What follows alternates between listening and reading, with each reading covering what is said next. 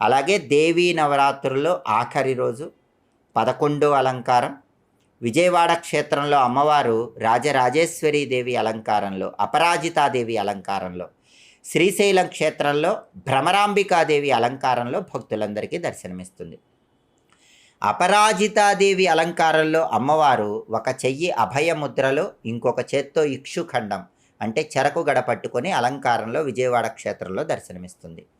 విజయవాడ క్షేత్రంలో ఈ అలంకారాన్ని దర్శనం చేసుకోవటం, అలా వీలు కాని పక్షంలో మీ ఇంట్లో దీపారాధన చేశాక రాజరాజేశ్వరి రాజ్యదాయిని రాజ్యవల్లభాయై నమో నమః అనే మంత్రాన్ని 21 సార్లు పఠించడం, రాజరాజేశ్వరి అమ్మవారి అనుగ్రహం కోసం కొబ్బరికాయ ముక్కలు, అరటిపండు ముక్కలు, పాయసాన్నం అమ్మవారికి నైవేద్యంగా సమర్పించి ప్రసాదంగా స్వీకరించడం ద్వారా సంవత్సరం మొత్తం మీకు తిరుగుండదు, అద్భుతమైన విజయాలు చేకూరతాయి.